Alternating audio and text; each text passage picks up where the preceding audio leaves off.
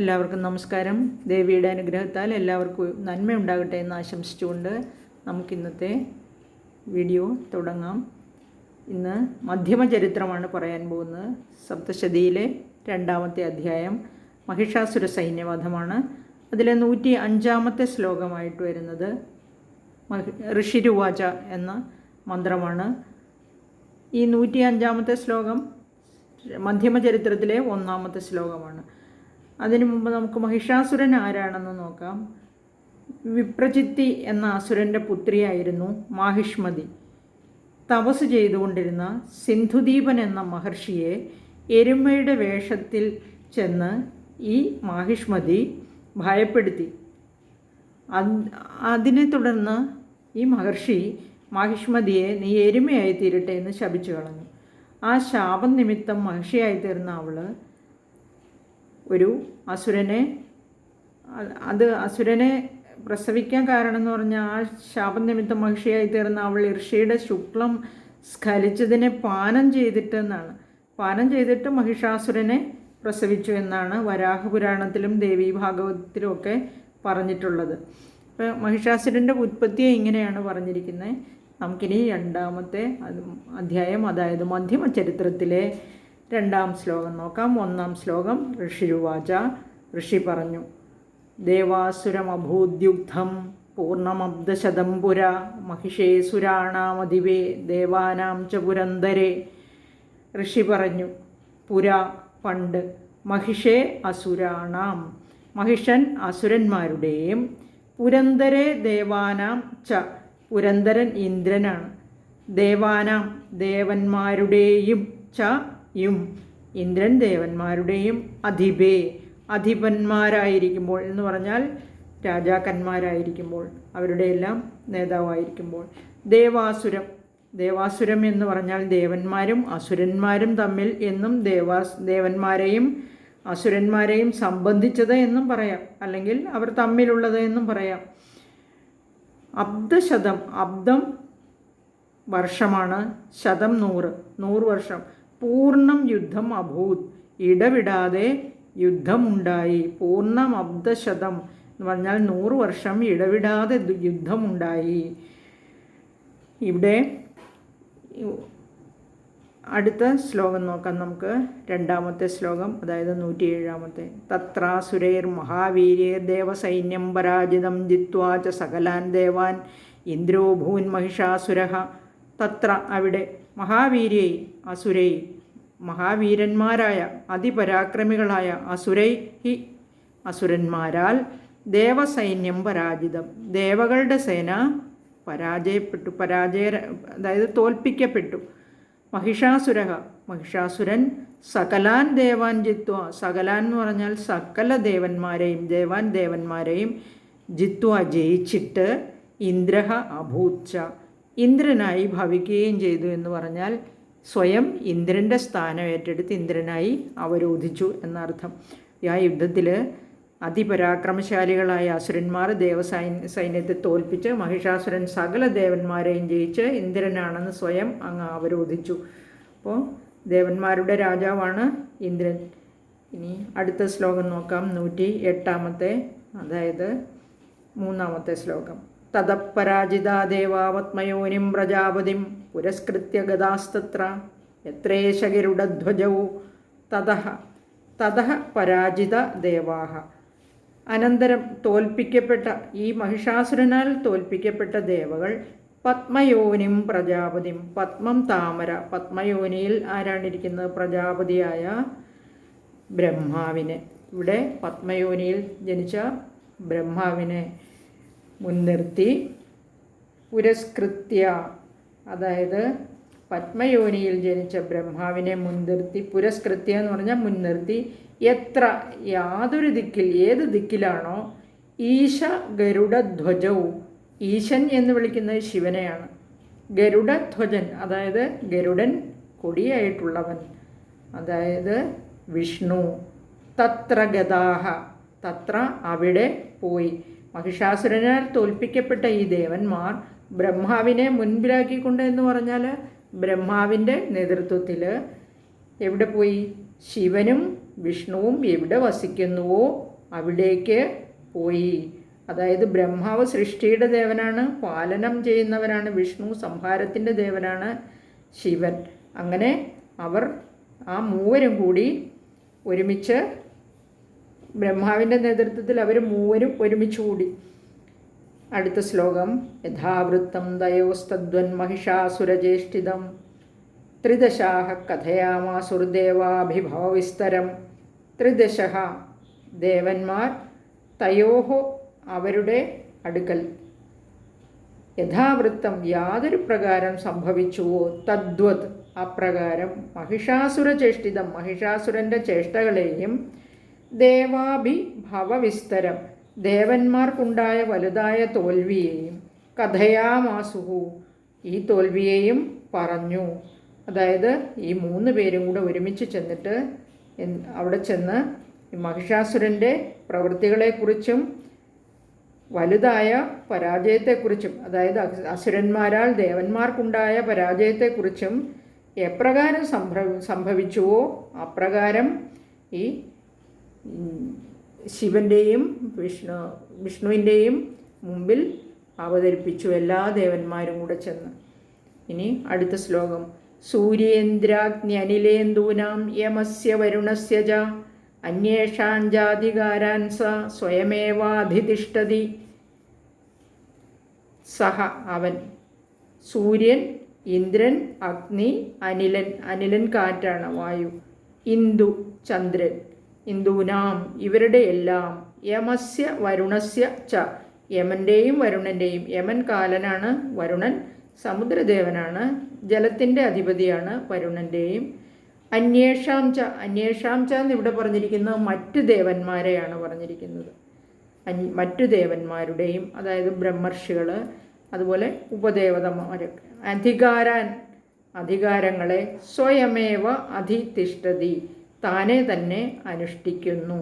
ആ മഹിഷാസുരൻ സൂര്യൻ, ഇന്ദ്രൻ, അഗ്നി, വായു, ചന്ദ്രൻ, കാലൻ, വരുണൻ എന്നിവരുടെയും അതുപോലെ മറ്റു ദേവകളുടെയും അധികാരങ്ങളെ തന്നെത്താൻ അവൻ തന്നെയാണ് ഇവരെല്ലാവരുടെയും കർമ്മം ചെയ്യേണ്ടവനെന്ന് വിചാരിച്ച് അതുപോലെ തന്നെ അനുഷ്ഠിക്കുന്നു എന്ന് പറയുന്നു. അടുത്ത ശ്ലോകം.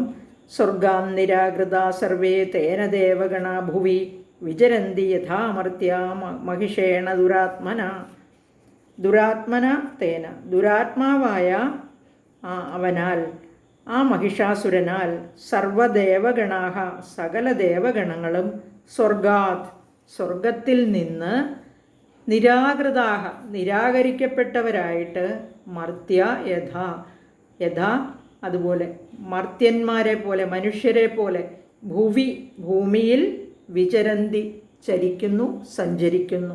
അപ്പോൾ ദുഷ്ടനായ മഹിഷാസുരനാൽ തോൽപ്പിക്കപ്പെട്ട് സകല ദേവഗണങ്ങളെയും സ്വർഗത്തിൽ നിന്ന് നിരാകരിക്കപ്പെട്ടവരായി എന്ന് പറഞ്ഞാൽ നിഷ്കാസിതരാക്കി സ്വർഗത്തിൽ നിന്ന് ആട്ടിപ്പായിച്ചിട്ട് അവരോ ദേവന്മാരിപ്പോൾ മനുഷ്യരെ പോലെ ഭൂമിയിൽ സഞ്ചരിക്കുന്നു. ദുഷ്ടനായ മഹിഷാസുരനാൽ എല്ലാ ദേവഗണങ്ങളും സ്വർഗത്തിൽ നിന്ന് നിരാകരിക്കപ്പെട്ടു എന്ന് പറഞ്ഞാൽ ദേവന്മാർക്ക് നരകളില്ല, മരണമില്ല. അങ്ങനെയുള്ള ദേവന്മാരിപ്പോൾ ഭൂമിയിൽ വന്ന് മനുഷ്യരെ പോലെ മരണഭയത്തോടുകൂടി താമസിക്കുന്നു എന്നർത്ഥം. അടുത്ത ശ്ലോകം.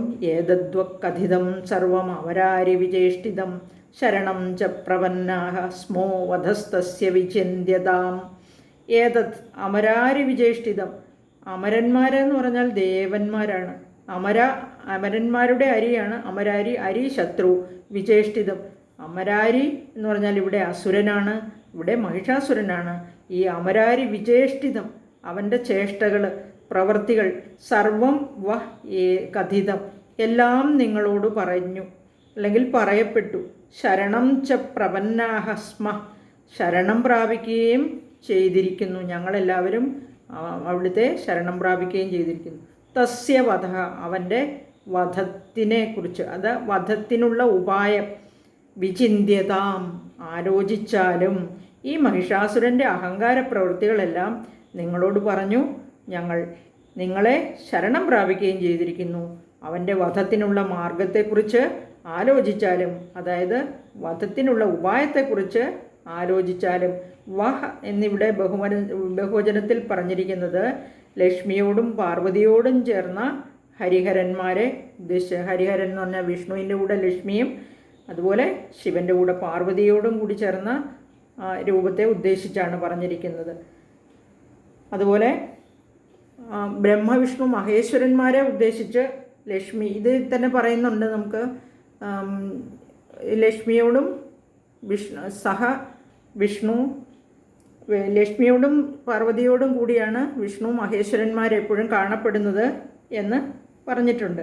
ഇന്ദ്രാദി ദേവകളായ ഞങ്ങൾ ദേവശത്രുവിൻ്റെ വിജേഷ്ഠിതത്തെ അഹങ്കാരത്തെയും അതുപോലെ ഞങ്ങളെ നിഷ്കാസിതരാക്കിയതും എല്ലാം നിങ്ങളോട് പറഞ്ഞു. ദുഃഖങ്ങളിൽ നിന്ന് രക്ഷിക്കുന്ന 3 പേരെയും ഞങ്ങൾ ശരണം പ്രാപിക്കുകയും ചെയ്യുന്നുവെന്ന് അന്യദേവന്മാരെല്ലാവരും കൂടി ഇവരോട് പറഞ്ഞു. അപ്പോൾ അടുത്ത ശ്ലോകം നോക്കാം. ഇദ്ധം നിശമ്യ ദേവാനാം വജാംസി മധുസൂദനഃ ചകാരകോപം ശംഭുശ്ച ഭൃഗുടി കുടിലാനനൗ. ഇദ്ധം ഇപ്രകാരം, ദേവാനാം വജാംസി നിശമ്യ, ദേവന്മാരുടെ വജാംസി വാക്കുകളെ നിശമ്യ കേട്ടിട്ട്, അതായത് വക്രത്തിൽ നിന്നും നിർഗമിച്ച വാക്കുകളെ കേട്ടിട്ട്, അതായത് പറഞ്ഞ വാക്കുകളെ കേട്ടിട്ട്, മധുസൂദനഃ ശംഭുഹു ച, ഇവിടെ ശംഭു ശിവനും മധുസൂദനൻ മഹാവിഷ്ണുവുമാണ്. രണ്ടുപേരും ഭൃഗുടി കുടിലാനനവും, ഭൃഗുടി എന്ന് പറഞ്ഞാൽ പുരികക്കൊടികളാണ്. കുടിലാനനവും വളവ് കൊണ്ട്, അതായത് പുരികക്കൊടി വളഞ്ഞതായിരിക്കുന്ന മുഖങ്ങളോട് കൂടിയവരായിരിക്കുന്നു. ആനനം മുഖമാണ്. ഭൃഗുടി കുടിലാനനം എന്ന് പറഞ്ഞാൽ വളഞ്ഞ പുരികക്കൊടികളോട് കൂടിയ മുഖങ്ങളോട് കൂടിയവരായിട്ടെന്നാണ് പറഞ്ഞത്. എപ്പോഴും പുരികക്കൊടി വളയുന്നത്, അതായത് ഒരു ചോദ്യം ചോദിക്കുമ്പോഴോ ദേഷ്യം വരുമ്പോഴോ ഒക്കെ പുരികക്കൊടി, അല്ലെങ്കിൽ ദേഷ്യം വരുമ്പോഴും ആവാം അല്ലേ. ദേവന്മാർ പറഞ്ഞ വാക്കുകളെ കേട്ടിട്ട് മധുസൂദനനും അതുപോലെ ശിവനും അത്യന്തം കോപം കൊണ്ട് പുരികക്കൊടികൾ വളഞ്ഞ് ആ വളഞ്ഞ പുരികക്കൊടികളോട് കൂടിയ മുഖത്തോടുകൂടി അവരെ നോക്കി. അതായത് ഇങ്ങനെ ദേവകളുടെ വാക്കുകളെ കേട്ടിട്ട് അസുരാരിയായ മഹാവിഷ്ണുവും അതുപോലെ ശിവനും ഭൃഗുടി കുടിലാനന്മാരായിട്ട് കോപിച്ചു എന്ന് പറഞ്ഞിരിക്കുകയാണ്. ഇതിവിടെ കോപിച്ചു എന്ന് മനസ്സിലാക്കിയാൽ മതി. ബ്രഹ്മാവിൻ്റെ കോപം രജോ ഗുണപ്രധാനമാണെന്ന് മനസ്സിലാക്കാം. അതുപോലെ വിഷ്ണുവിൻ്റെ കോപം സത്വഗുണപ്രധാനവും ശിവകോപം തമോ ഗുണപ്രധാനവും ആകൊണ്ട് ഇവിടെ ദേവി ഈ 3 രൂപങ്ങളും ചേർന്നതാണ് ദേവി. അതുകൊണ്ട് ത്രിഗുണസ്വരൂപിയാകുന്നു. അടുത്ത ശ്ലോകം നോക്കാം. തതോതികോപപൂർണസ്യ ചക്രിണോ വദനാത്തതഃ നിശ്ചക്രാമ മഹത്തേജോ ബ്രഹ്മണ ശങ്കരസ്യ ച തതഃ അതികോപപൂർണസ്യ, അനന്തരം അതികോപപൂർണസ്യ, അതികോപം കൊണ്ട് നിറഞ്ഞവനായ ചക്രിണഃ, ചക്രം കയ്യിലേന്തിയ മഹാവിഷ്ണു, വദനാൽ, അദ്ദേഹത്തിൻ്റെ വിസ്തൃതമായ മുഖത്തിങ്കിൽ നിന്നും ബ്രഹ്മണ ശങ്കരസ്യ ച, അതുപോലെ തന്നെ ബ്രഹ്മാവിൻ്റെയും ശങ്കരൻ്റെയും മുഖങ്ങളിൽ നിന്നും മഹത് തേജഃ നിശ്ചക്രാമ, മഹത് എന്ന് പറഞ്ഞാൽ മഹത്തായ വലുതായ, തേജസ് ഒരു തേജപുഞ്ചം, നിശ്ചക്രാമ എന്ന് പറഞ്ഞാൽ പുറപ്പെട്ടു. അതായത് ഇങ്ങനെ കോപിച്ച അവരുടെ മുഖത്ത് നിന്നും, അത് വിഷ്ണുവിൻ്റെയും ബ്രഹ്മാവിൻ്റെയും ശങ്കരൻ്റെയും അതായത് ശിവൻ്റെയും മുഖങ്ങളിൽ നിന്ന് 3 പേരുടെയും മുഖങ്ങളിൽ നിന്നൊരു തേജസ്, മഹത്തായ ഒരു തേജസ് പുറപ്പെട്ടു. അടുത്ത ശ്ലോകം. അന്യേഷാം ജൈവദേവാനാം ശക്രാദീനാം ശരീരതഃ നിർഗതം സുമഹത്തേജ തച്ചൈക്യം സമഗച്ഛത. അന്വേഷണം എന്ന് പറഞ്ഞാൽ മറ്റുള്ള, ശക്രാദീനാം ദേവാനാം ച, ശക്രൻ ഇന്ദ്രനാണ്, ശക്രാദീനാം ദേവാനാം ച ഇന്ദ്രാദികളായ ദേവന്മാരുടെയും ശരീരതഃ ഏവ അതുപോലെ തന്നെ ശരീരത്തിൽ നിന്നും തന്നെ സുമഹത്തേജ നിർഗതം ഏറ്റവും വലുതായ ഒരു തേജസ് പുറപ്പെട്ടു. അത് ഐക്യം സമഗച്ഛത ച, അതെല്ലാം കൂടി ഐക്യം സമഗച്ഛത എന്ന് പറഞ്ഞാൽ ഏകഭാവത്തെ പ്രാപിച്ചു. അതായത് ഒന്നായി ചേർന്നു.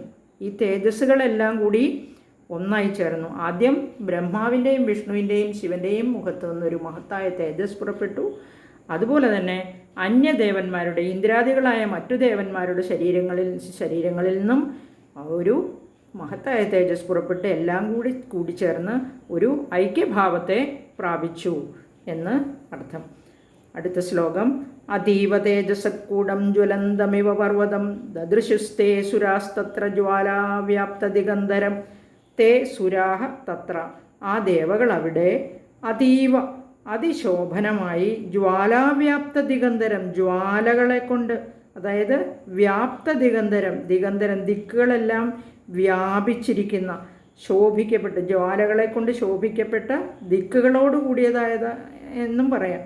തേജസഹ കൂടം എന്ന് പറഞ്ഞാൽ ആ തേജപുഞ്ചം, അതൊരു വലിയ ജ്വാലയായി തീർന്നു ആ തേജപുഞ്ചം. ജ്വലന്തം പർവ്വതം ഇവ ദദൃശു.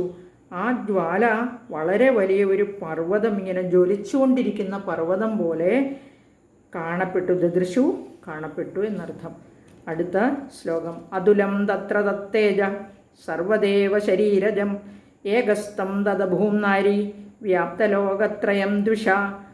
അതുലം തത്ര തത്തേജ, തത്ര അവിടെ, സർവദേവ ശരീരജം സർവദേവന്മാരുടെയും ശരീരങ്ങളിൽ നിന്നുണ്ടായ അതുലം എന്ന് പറഞ്ഞാൽ അനുപമമായത്, അതിന് തുല്യമായിട്ട് മറ്റൊന്നുമില്ല.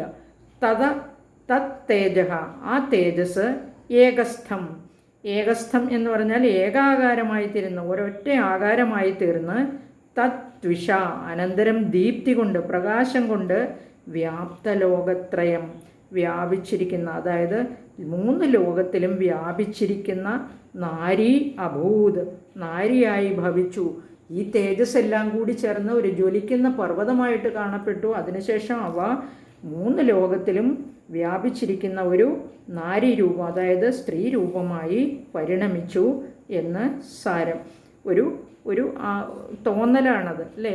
ആ ദേവസദസ്സിൽ എല്ലാവരും ആദ്യം 3 ബ്രഹ്മ വിഷ്ണു രുദ്രന്മാരുടെ മുഖങ്ങളിൽ നിന്നുണ്ടായ തേജസ്സും പിന്നീട് ഇന്ദ്രാദികളായ എല്ലാ ദേവന്മാരുടെയും ശരീരങ്ങളിൽ നിന്നുണ്ടായ തേജസ്സും കൂടി ഒരുമിച്ച് ചേർന്ന് അനുപമമായ ദീപ്തി കൊണ്ട് വ്യാപിച്ചിരിക്കുന്ന 3 ലോകങ്ങളോടും കൂടിയതായിരിക്കുന്ന ഒരു സ്ത്രീരൂപമായി പരിണമിച്ചു എന്നർത്ഥം. അടുത്ത ശ്ലോകം. യദഭൂച്ഛാംഭവം തേജസ്തേനാജായത തന്മുഖം യാമേന ചാഭവൻ കേശാബാഹവോ വിഷ്ണു തേജസ. യത് ശാംഭവം തേജ. യത് ശാംഭവം എന്ന് പറഞ്ഞാൽ യാതൊരു ശിവസംബന്ധിയായ തേജസ് അഭൂത്തേന ഉണ്ടായോ അതുകൊണ്ട്. തന്മുഖം അജായത, ആ ദേവിയുടെ മുഖം ഉണ്ടായി. യാമ്യേന കേശാഹ, യമസംബന്ധിയായ തേജസ് കൊണ്ട്, അതായത് കാലൻ്റെ കേശങ്ങളും. ഇനി ഓരോ വിഷ്ണു തേജസ, വിഷ്ണുവിൻ്റെ തേജസ് കൊണ്ട് ബാഹവ ച അഭവൻ, കൈകളും ഉണ്ടായി. ഇനി ഓരോ ദേവന്മാരുടെയും തേജസ് കൊണ്ട് ഏതെല്ലാം ഭാഗങ്ങൾ ഉണ്ടായി എന്നാണ് ഇനിയുള്ള എല്ലാ ശ്ലോകങ്ങളിലും പറയുന്നത്. അതായത് യദഭൂച്ഛാംഭവം, യത് ശാംഭവം എന്ന് പറഞ്ഞാൽ ഇവിടെ ശംഭുവിൽ നിന്ന് ഉണ്ടായത്, ശിവനിൽ നിന്നുണ്ടായ തേജസ് കൊണ്ട് ആ ദേവിയുടെ മുഖവും, യമ തേജസ് കൊണ്ട് അതായത് കാലനിൽ നിന്നുണ്ടായ തേജസ് കൊണ്ട് കേശം മുടിയും, വിഷ്ണു തേജസ് കൊണ്ട് 18 കൈകളും ഉണ്ടായി. ബാഹവോ വിഷ്ണു തേജസ എന്നാണ് പറഞ്ഞിരിക്കുന്നത്.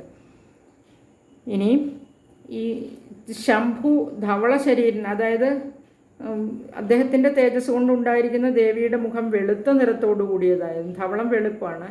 യമൻ കൃഷ്ണ, അതായത് കറുത്ത ശരീരത്തോടു കൂടിയതായതുകൊണ്ട് ആ തേജസ് കൊണ്ടുണ്ടായിരിക്കുന്ന തലമുടി കൃഷ്ണ, അതായത് കറുപ്പ് നിറത്തോടു കൂടിയതായതും, വിഷ്ണു നീല നിറത്തോടു കൂടിയവനായതുകൊണ്ട് ആ തേജസ് കൊണ്ടുണ്ടായ 18 കൈകൾ നീല നിറത്തോടു കൂടിയതായും തീർന്നു എന്നും പറയപ്പെടുന്നുണ്ട്.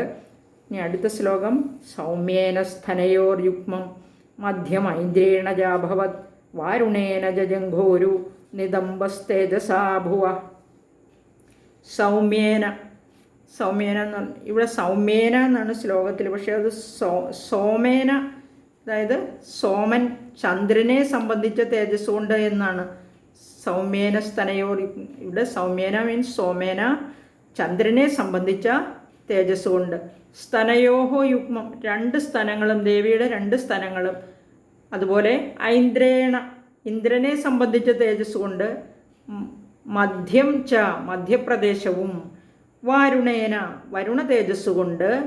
ജംഘോരു, ജംഘങ്ങളും, അതായത് ജഘനം അരക്കെട്ട് ഊരുക്കളും, ജംഘോരു ജഘനം ഊരുക്കൾ അഥവാ ജഘനങ്ങളും ഊരുക്കളും, ഭുവഹ തേജസ ഭൂമിയുടെ തേജസ് കൊണ്ട്, നിതംബഹ ച അഭവത് നിതംബം വട്ടക്സ് ആണ് അരക്കെട്ട്, അരയുടെ പിൻഭാഗമാണ് നിതംബം എന്ന് പറയുന്നത്. നിതംബവും ച അഭവത് നിതംബവും ഭവിച്ചു ഉണ്ടായി.